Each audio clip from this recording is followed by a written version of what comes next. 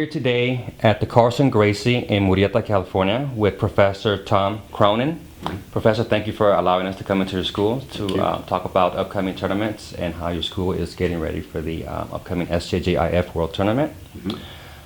Professor, being that you're a competitor yourself and understanding the many elements associated with getting ready for a tournament, what would be one advice that you give to new students entering the sport? I have students ask me all the time if do you think I'm ready to compete? And the truth is, it's all about the mindset. You know, I always make first-time competitors promise to train the very next day after the competition, win or lose. And I think it's good. I think they're ready if they know that there's no guarantees going in that they're going to win.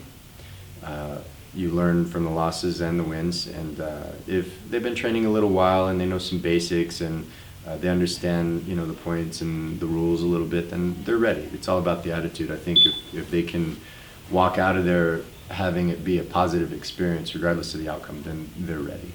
You know? And so my advice to them is to just go in, try your best, and do your best, and whatever happens, happens, and don't let it deter you from training and from competing in the future. Yeah. Every school has a different philosophy on competition. How does competition fall into your teaching style and your school in general? A lot of times, well, nobody starts jiu-jitsu, right, because of tournaments, right? I didn't start jiu-jitsu because of tournaments. I learned about them after, and it was a really cool thing.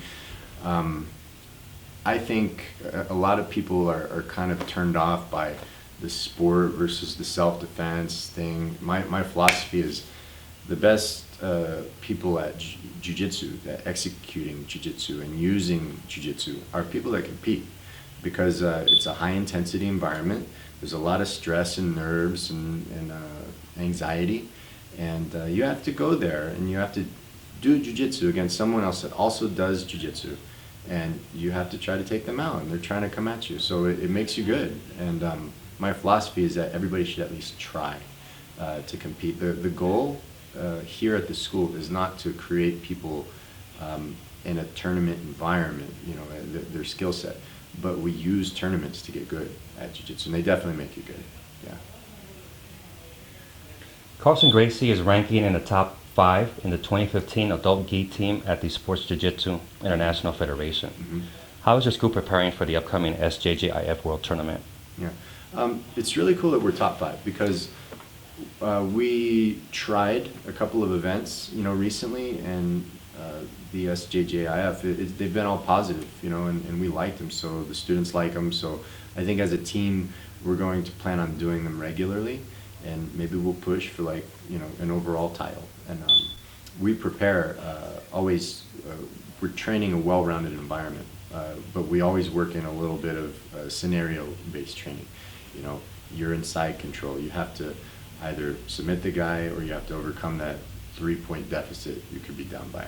You know, and we do it with like a minute on the clock, and so like heavy, fast drilling, fast scenario-based stuff. And anytime we get close to a competition, you know, we'll tune it a little bit more. The classes will gear them toward the competition, you know, and it's tough training. It's really tough. Jiu-Jitsu in the Olympics. What are your views, Professor?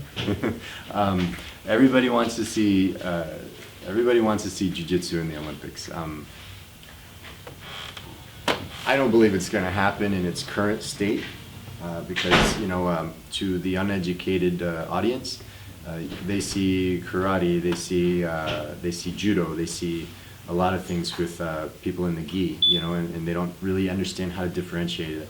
And, you know, to us, we could be very entertained by 2 people on the ground, you know, wrapped up like snakes, and there's a lot of technique that we see, but like to the people on TV, they may not be able to appreciate that fully. So I think if they're going to get it in the Olympics, I hope they do, they're going to have to change the rules a little bit, like make them, I don't know, more toward starting on the feet, maybe penalties for pulling guard.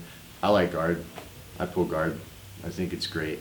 But, you know, if it's going to be an Olympic sport, they're probably going to have to change it up a little bit, and maybe award more for big throws or takedowns and make them something that people really want to achieve.